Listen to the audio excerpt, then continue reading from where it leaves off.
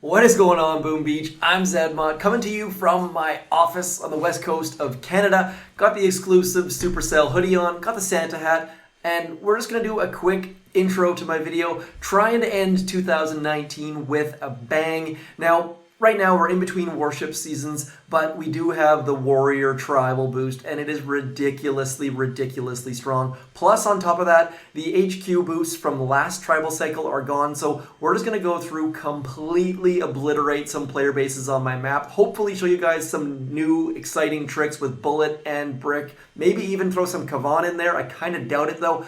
Anyways, I just hope you guys have a fantastic holiday season. Happy holidays, Merry Christmas, Happy New Year. Not entirely sure how much time I'm going to have to post over the next couple weeks, so I figured let's do a quick intro, then we'll just get rid of my mug, switch to full 1080p of Boom Beach with no distractions or overlays or face cams or anything like that. But anyways, thanks for coming in. I shall talk to you in about a second and a half when I get rid of this, take off the hoodie, take off the Santa hat. Way too warm in here. Anyways, happy holidays, Happy New Year, all that awesome stuff. Festivus for the rest of us. Here we go.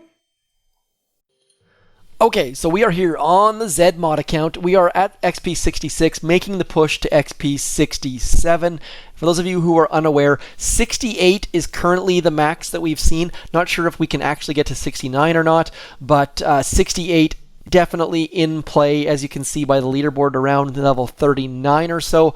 I'm going to try to get a big upgrade started here. Don't entirely know what I'm going to upgrade at this point, but hoping to get something in both the armory and my base going. So going into the tribes here, we've got 50% resource reward boost. That, if you are a near max player, super helpful. I've also boosted this ridiculously overpowered warrior damage tribe. It is so OP, it's crazy, as I hope to show you in this video. Shock bomb duration tribe. If you're in a max level task force doing like Forlorn Hope, Massive Attack, those kind of things, be very careful with this. You want to have at least 1 or 2 players who don't boost this, because if you boost it, all of those Minotaur shocks, those Green Court shocks, those Chimera shocks, or you shock Bullet in place and then move, are not going to work. So be very careful with that tribe. I have boosted it because I don't tend to do those hits in this task force. Anyways, let's get in. We're going to no scout. We're going to get in here and attack whatever comes our way. So this base has a little bit of ice, as you can see there, not a ton. We're just going to throw a barrage in the front. Now I'm going to go over some basic warrior stuff. If you guys have any comments or changes or tweaks, I would love to hear it. But what we're going to do, basically without fail, is we're going to use one smoke landing. You very rarely need to use more than one smoke landing. It works in almost all cases. As you can see there, we're getting hit by some things. We're getting a couple troops that are damaged and stuff, but overall we have not lost a ton of troops. We're going to throw one shock there, and 2 medkits. Not 2 medkits, that's not what I'm trying to say. 2 critters, 2 shocks is what I was trying to say, is typically the best use of GBE when it comes to using warriors. My attacks are going to be a little bit rusty to start with, need to get warmed up. I find that when I sit down I lose more troops than I should be, so please bear with me, stick around, we'll see how good the attacks get towards the end, or just skip along I suppose. We're going to use all sorts of GBE at the shore. I am a little bit of a GBE over user. I don't really know how to describe that, but I find that with warriors you can use a little bit of extra GBE. Like I saw a boom mine hiding in there, and my gunboat captain did manage to get it down, thankfully, at the last. So we're going to drop Bullet in that line. Always drop Bullet first, and the reason for that is that Bullet walks slower than your Zukas. Bullet walks slower than your warriors, so dropping him first means that your warriors, he's going to get a bit of a head start on them, which is going to let him get where you want him to be, hopefully. And using that nice ground flare gets most of your warriors where you want them to be without having to worry all that much. So we're going to throw a shock on those shocky things. That's about all we need to focus on at this point, is shocking the things that are going to shock Bullet, and then just getting the rest of our warriors crushing the base. So again, a little bit sloppy at the shore, getting better hit by hit. If you've never used warriors before, please do give them a shot. They are a great, great introduction to using smoke, and they are not fragile like Zookas or even rifles. They have a bit more health, bit more damage can be taken. Getting a little bit lucky here. All of these bases seem to have a very, very low ice. I think the shield gens are on the way out. I probably should check that in my weapon lab here in a second. Probably could use to be a little bit more frugal with the GBE. As you can see there, we've got all sorts of mines behind the core and things, so gonna have to be a little bit cautious. Let's go like this again with Bullit first. A nice straight line. That's a little bit better. Nice little ground flare. Gonna go like this. We're gonna do something a little bit differently. We're gonna go smoke, smoke, and we're actually gonna throw critters into the smoke, hoping to get rid of those 2 boom mines. I know that's a little bit overkill, and I just totally lost track of my troops as a result. So we're probably gonna have our worst attack of the day at the moment. But I think we should still get this down, thankfully. That was hideously bad. That I lost track of time, forgot what I was doing, and the warriors still managed to take down the base. Just showing the power of the tribe. That was totally intentional, right? Just figured I would have a bad attack mixed in. 2 steps forward, 1 step back. Let's keep going. Taking down Mr. Squiggle Names. Sky Shield. That Sky Shield seems strangely placed off to the left-hand side there. I'll take it. Now, we're going to walk in a bit of a wonky path. I'm going to walk on the very edge of that Sky Shield. And the reason for that is I want to get my troops away from all of these mines. So we're just going to clear that one single mine. And then we're going to go like this. Oh, I don't even know where to go. We're going to go like this in a nice straight line to here. And I know I said that you should not use building flares, but in this case, I'm going to use a building flare just because I want to show where you should place your building flares. On your smokes on buildings, you want to be super cautious and make sure that your smoke is on the very, very front corner of the building. That way you can guarantee that Bullit and the warriors will all fit underneath that. Works extremely well. Still have a couple mines by the core. Gonna throw a medkit on top just to try and save a couple dudes.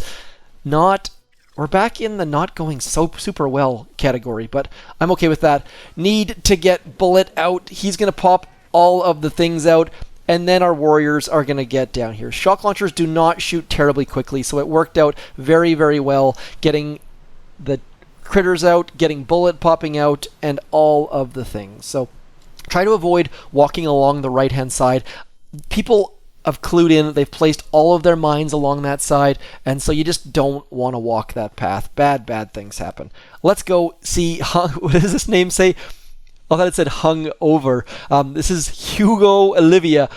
Let's see, I don't understand the microwaver off to the side. Maybe they just didn't have a spot to put it. Looks like they used to have something right in the middle here. All of their mines and buildings are moved for something. Perhaps they had a prototype that expired.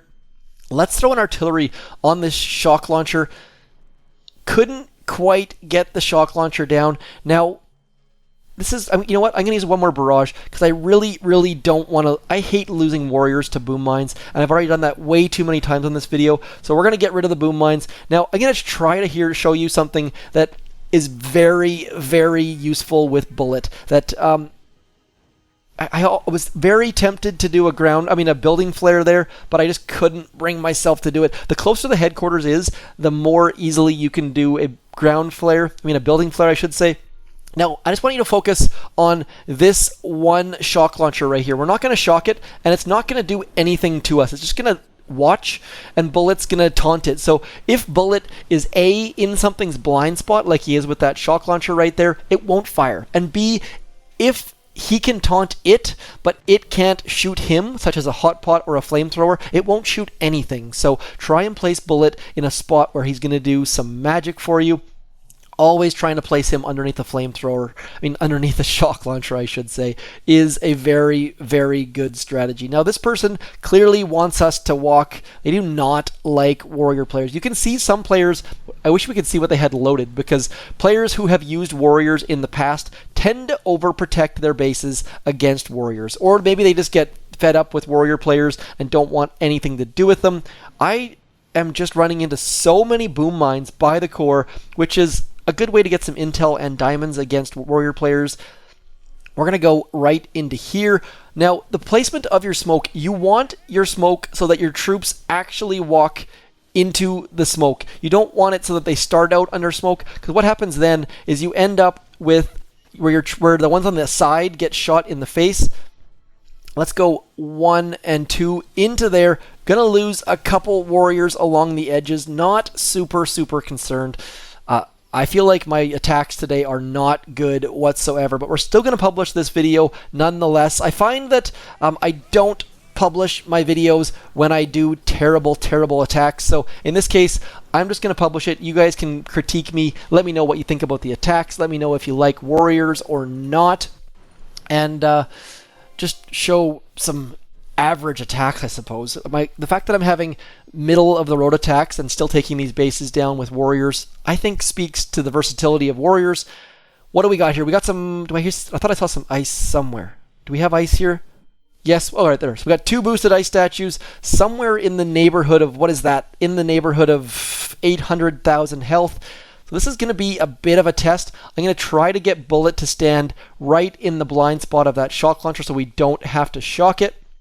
No mines by the headquarters though, so a little bit of luck there. I think I see a boom mine hidden behind there. I think I was wrong.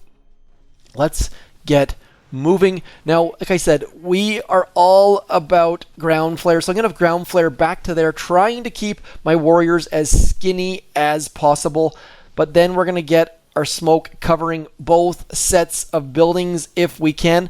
And the reason for this is I want Bullit to stand underneath that shock launcher. It is so critical. If we can save ourselves a shock, it's going to make this attack so we don't even have to shock anything, really. But we're going to find out here very soon. Going to throw that critter back there, throw a medkit on top of our warriors, and I don't think we actually have to shock anything. I'm going to shock these mortars just to be on the safe side, but 800,000 health, warriors unboosted, just chewing through it without any difficulty. There is the attack of the video so far. Pretty happy with that. So you can just see putting Bullit underneath that shock launcher in its blind spot just saved that attack. Otherwise we would have had to shock the shock launcher and bad things would have happened. Would have probably run out of GBE. Anyways, let's keep going. Hopefully you guys are using war. You know what? Let's switch it out. I'm going to switch it out. Bullit is great, but brick is also very good. I'm just going to show you some power of the brick. Brick, you have to be a little bit more careful because she likes to poke her head out and say hi, which means that you're going to end up having her either die or you're going to have to smoke a little bit more carefully. So this person does not appear to have all that many mines that we're going to have to be concerned about, I don't think. So again, brick first. She is slower than warriors, and we're going to flare all the way back. Now, the thing about brick is that she likes to die. As soon as she gets seen by a boom cannon or something along those lines, she's going to get shot in the face, and then bad things are going to happen. So you don't want to let brick die. That is the #1 key to using brick with warriors. Make sure she is nice and close to your troops before you flare the headquarters. Otherwise, bad things are going to happen. And if she dies, as you saw there, she dies like every time. It's kind of crazy how fast she dies, but while she's alive, battle orders just makes warriors so crazy strong.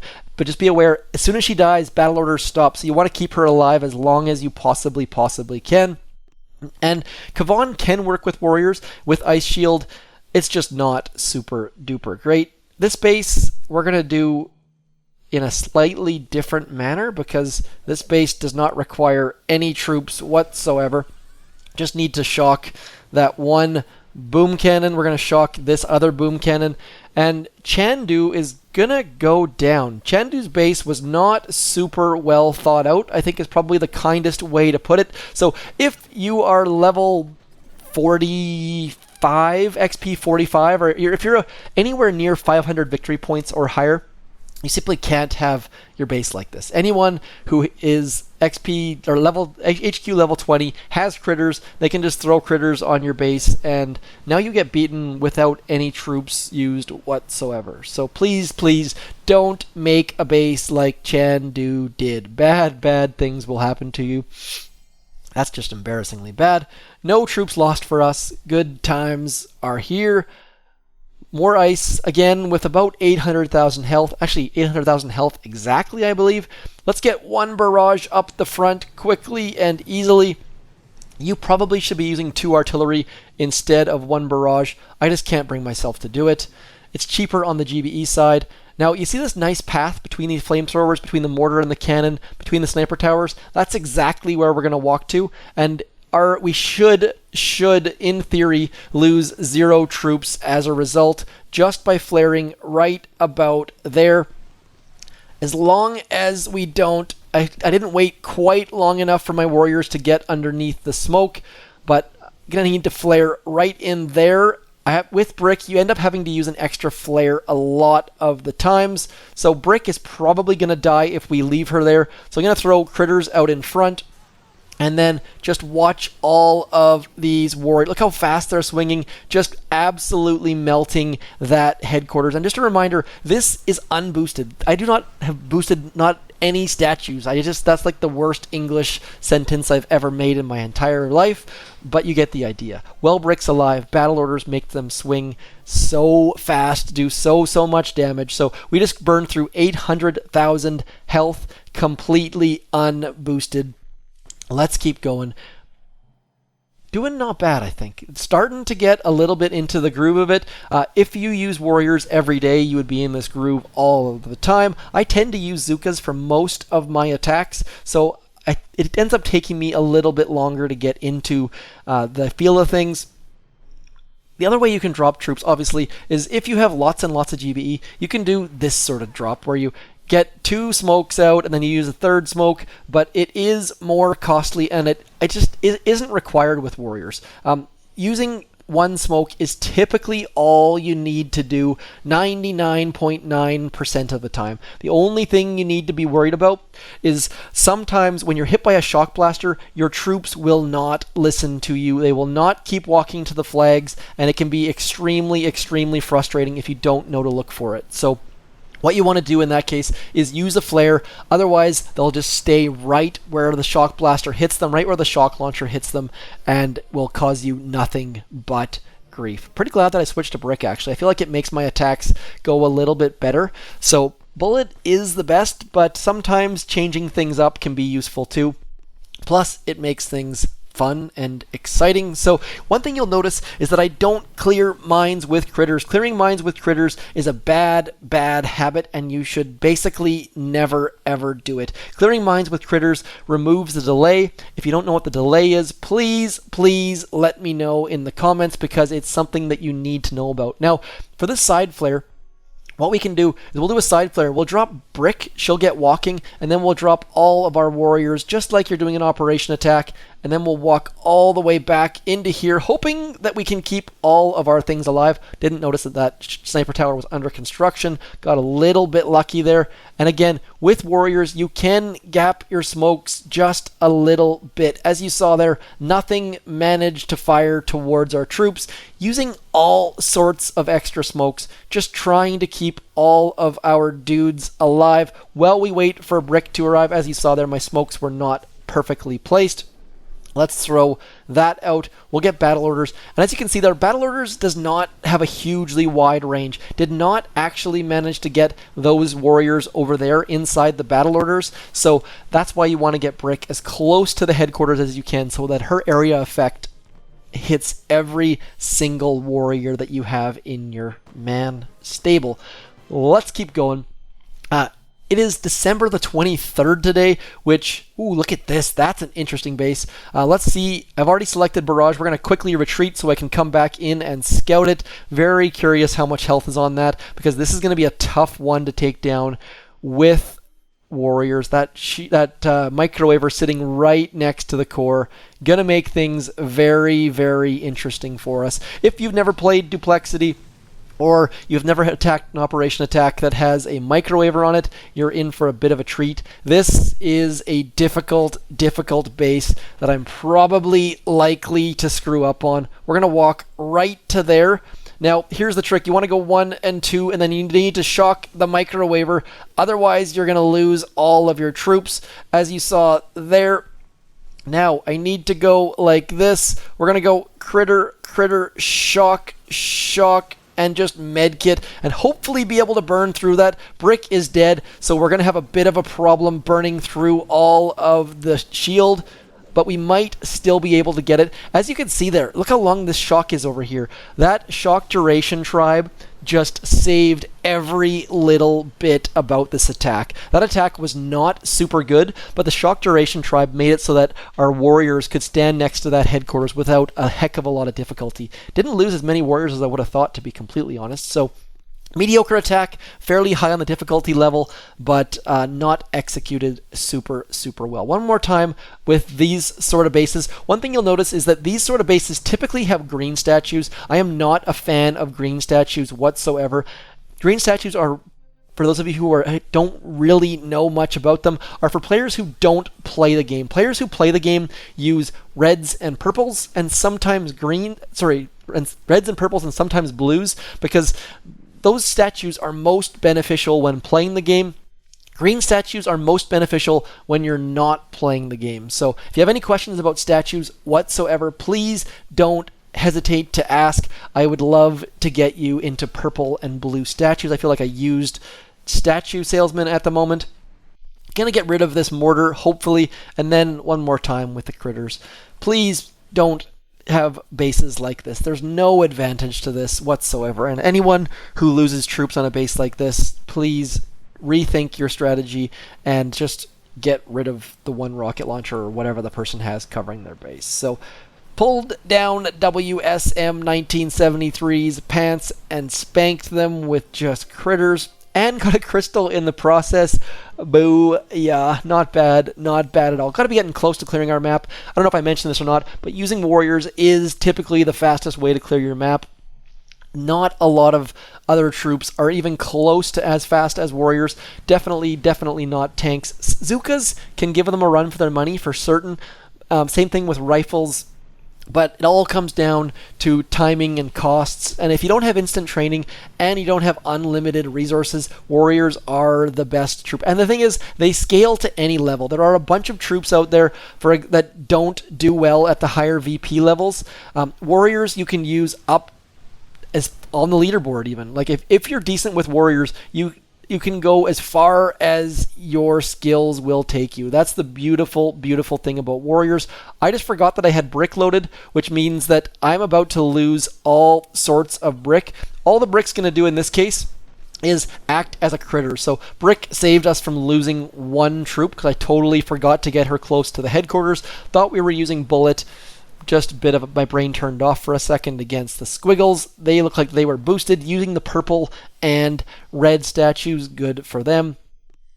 Just not good for me, definitely. Now, I know that a lot of you out there that are thinking that purple and red are the only way to play, but there are many ways to play the game. So if you're having fun with green or blue statues, by all means, carry on. I mean, I'm not one to tell you how to have fun, but if you want to play optimally, purple and reds are the way to go up until about 1,200, 1,300 victory points. Once you get above 12 or 1,300 victory points, you probably would want to get some ice and or some let's get into there, and or some troop health. There's many ways to play the game, and I know that I preach on statues a lot, but that's just for optimal play, not necessarily for fun play, or whatever floats your boat is obviously important.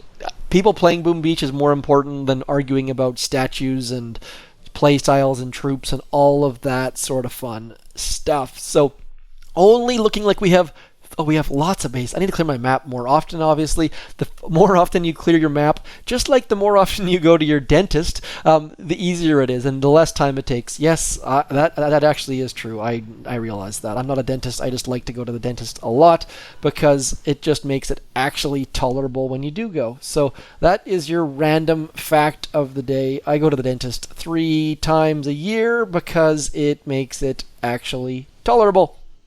Not really sure how that's relevant to Boom Beach, but I'm sure we could talk about how Dr. T is actually a dentist. He's not actually a licensed doctor of any sort. So let's carry on. We're going to shock all of the things. Just battle orders just makes bases melt. It is magical. Now that we've done that with battle orders and we've used taunt, let's change it up just a bit. We'll bring Kevon in for the last couple bases. If they have too much ice, it won't be super useful. But the thing about this warrior tribal boost is that it gives you all sorts of extra damage. So maybe you don't care about damage or about optimal. You just want to save your troops because you don't have instant training. Dr. Kevon can be quite useful for that. So what we're going to do here is we're going to barrage all of the mines here and see if we can't pull off a perfect no troops lost attack. I kind of doubt it because I tend to not get Kevon to where he wants to be. Again, make sure you drop Kevon first, please, please, please. And the reason for that is that dropping Kevon first means that he's going to get up ahead. I've just lost a couple troops, so there goes that strategy. But Kevon can reduce the number of troops you will lose, and I'll show you how in just a second. So again, we're going to throw 2 sets of critters, boom, boom. We're going to hit the ice shield, and then we're just going to throw medkits. And his ice shield keeps your warriors alive. So they actually get shot in the face, and the ice shield keeps them alive. Not super, super optimal, but if you're not concerned about the extra damage or about distracting defenses or saving GBE or anything like that, Kevon can be a decent option. And he was an option before Bullit came along, but then Bullit kind of just took over everything because one more, really? This person has boosted 2 ice statues and their base is all back here with nothing covering the back of it. So we have to remove 0 defenses. I think this is a world record, actually. Might have to contact Guinness about this one because 3 bases set up in the exact same manner in one map clear. I don't know if I've ever had that before. So maybe you guys see this all the time, but for me, this is a bit of a red letter day. For those of you who don't, someone out there, please inform others what the red letter day means in the comments. I feel like it's common, but maybe that's just a Canadian thing. Just at a loss for words. Critters taking down Goffrin's house. Down goes the headquarters. No troops. Sometimes I like to actually confuse people by dropping all of my troops so that when they look in the replays, they don't actually clue into the fact their base is actually silly and ridiculous. Trying to help out other attackers, I suppose. Let me know if you guys do other ridiculous things like that. Would love to hear how you control people as you attack them. This I've seen more and more frequently. 10 GBE statues. 1, 2, 3, 4, 5, 6, 7, 8. 10 GBE statues. They are just tickling bases to death. Do not recommend 10 GBE statues, but I've seen it a lot lately. So I don't know what the theory is, but it seems to be taking over. I don't know if people are really, really enjoying tickling bases. Like I said, you can't do much in operation attacks, and in PvP, I mean, yes, GBE helps, but you know what? What helps more is having a combination of GBE and damage. So I would never recommend having more than 8 GBE statues, let's just say. But whatever floats your boat again. If you have 10 GBE statues, I'd love to hear your story behind it. I think you can probably have somewhere in the neighborhood of 300 GBE fully boosted or something crazy like that, but I don't know that it's going to help all that much because you're just going to be tickling bases. You want to be smashing them with a hammer, not... Anyways, let's go. Keep going.